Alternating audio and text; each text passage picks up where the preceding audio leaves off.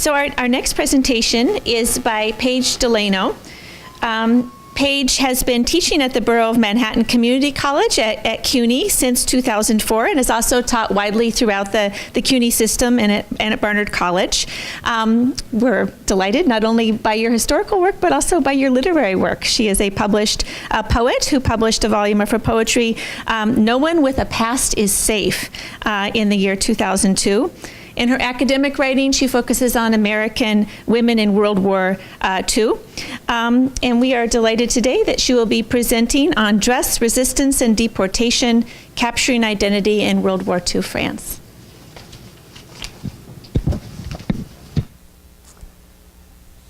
Thank you, and I want you to note that Seema is wearing culottes, which is a part of my, it's fashionable.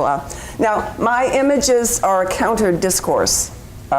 Because actually what I'm writing about and what I've been looking at for this paper, which obviously has room to grow immensely, is our textual discussions of clothing. And I've looked largely at American women's memoirs who were in France during World War II, as close to that period as possible. And then also, of course, I've been rooting around in French women's writing as well. And historical discussions of the resistance, et cetera. So American women living in France, in this situation, I'm concentrating on letters, memoirs, accounts as close to the events as possible. This is, of course, taking me to materials by and about French women as well.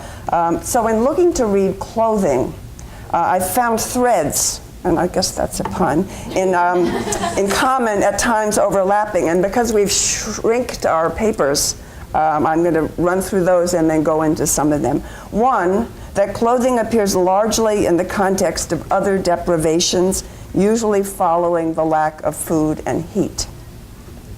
Two, that clothing, along with accessories, was a significant component of women's identity, and that war changed and reshaped this. This had positive and negative components, from the resilient hat to the yellow star.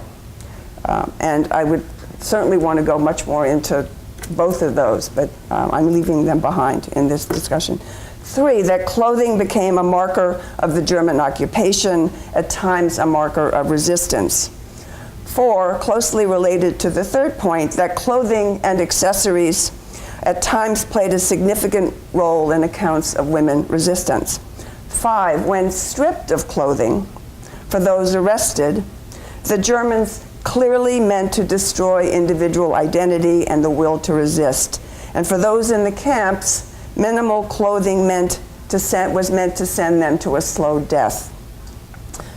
And finally, six, French women held proudly to their national sense of fashion, clearly evident at war's end. And I don't see this as a record so much in the American women's discussion. So I'll note three moments. And again, as I said, this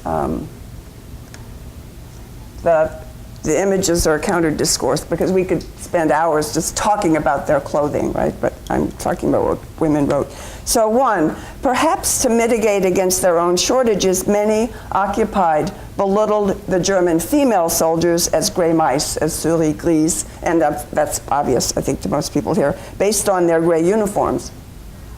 The American Etta Schreiber wrote in her 1943 memoir, she had been living in Paris, got active in the resistance with a British friend, hiding airmen, and then was arrested and finally exchanged for the German hairdresser who'd been arrested as a spy in New York. But some of her memoirs about just daily life in France. So she wrote about one dinner in particular. Everyone brought a blanket to a dinner party, not only for warmth in the very cold winter, but in case they stayed after the curfew. Conversations among women turned to clothing. And she writes, the idea of a new dress had become something fantastic and unthinkable. The talk was of the insoluble problems of remodeling old dresses to keep them wearable. The Parisian's great asset was her limitless ingenuity.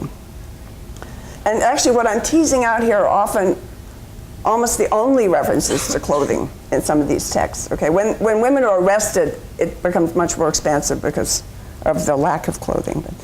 2, the war reshaped and brought cultural changes to women formerly excluded from public life. Some changes came, let's see, what's it supposed to be doing here? Trying to open that.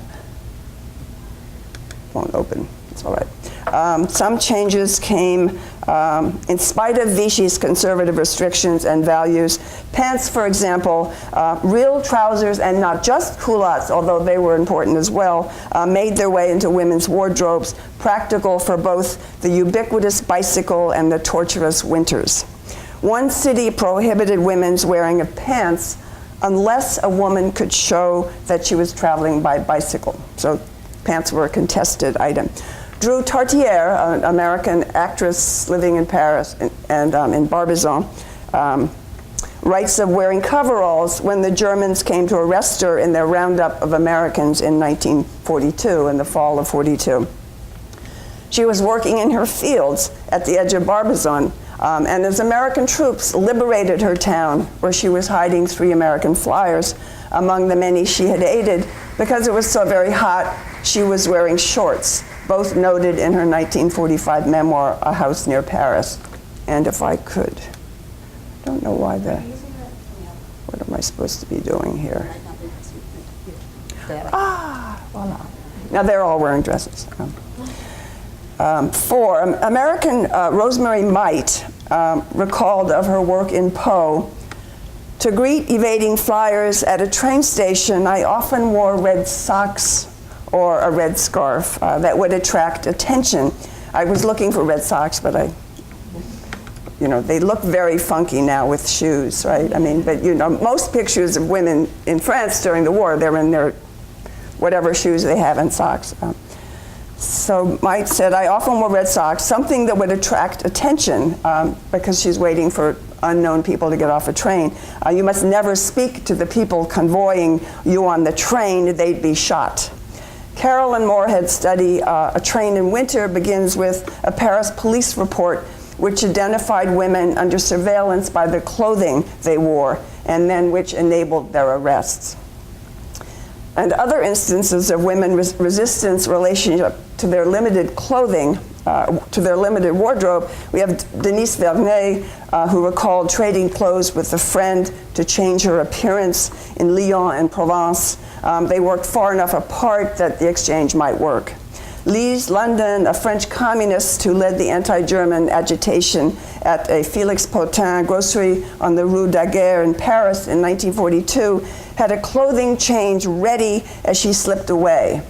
To remove her raincoat and beret, now a red dress, oddly, I mean, that was probably not the right dress to wear, that disguised her. And I think her husband wondered as she was leaving why she was wearing a red dress. Her comrade was carrying her pocketbook. But the meetup didn't work as they hastened away with the police attack. So she was left without metro fare, and this ultimately led to her arrest. Sort of tortuous passage to police finding her. Helene Deschamps posed as a secretary for the milice at the Vichy headquarters. She stole the records of people marked for death or deportation, including Jews and resistance fighters, and stuffed them in her brassiere, and then destroyed them later. Another resistant hid documents in her girdle, and she explains in her memoir that women wore girdles at the time. And another hid plastique for explosives in her shoulder pads. So I think to mine those stories, I mean, it's quite fascinating to look at the importance of clothing, not as fashion, of course, but as an agency for their resistance. 6, and this is after Paris liberation, this sort of proud sense of fashion. So clothing as resistance, as collective spirit and defiance. In her 1946 memoir, Ce qui ne dormait pas, which has just been translated into English, apparently some other odd title. Jacqueline Mesnil-Amar noted women's beautiful presence in Paris, August 1944. All around, the Germans moved the crowd, hard-working and deadly, hostile, like the elegance of several Parisians on foot, on bicycle, or in the metro. This is right before Paris is liberated. With their enormous hats in style, their violets, wedge shoes, their lipstick, their disinterest in the Germans. The women were the symbol of the internal stiffness of this city, which was never more beautiful. And that's my own clunky translation. I should work on that with some people who know these words better than I do. And Helene Oppenat, photographer, mother of resistant Violaine, and wife of Henri, who was de Gaulle's representative in Washington, wrote in a journal entry on returning to Paris, 1945, "The city is always so beautiful, barely touched, but the aspect of the crowd has changed, one might say, unified. Almost all the women go out without hats, without stockings, often in shoes made of cloth, but they are still charming and elegant with their dress of the latest style, scarf of a lively color rolled in a turban, or even hair loose in the wind. It's the men who reveal the poverty of the country with their rumpled suits, threadbare, their shoes worn. They are not able to hide their misery." Thank you. I didn't, of course, the nakedness, and these are women themselves drawing these things. And then finally, this is an area I would love to go into or talk to people who do textual work. The embroidered scarves that women, or embroidered pieces in general that women did at places such as Ravensbrück. And those are French women, I believe. They might be Polish. I'm sorry, okay, thank you.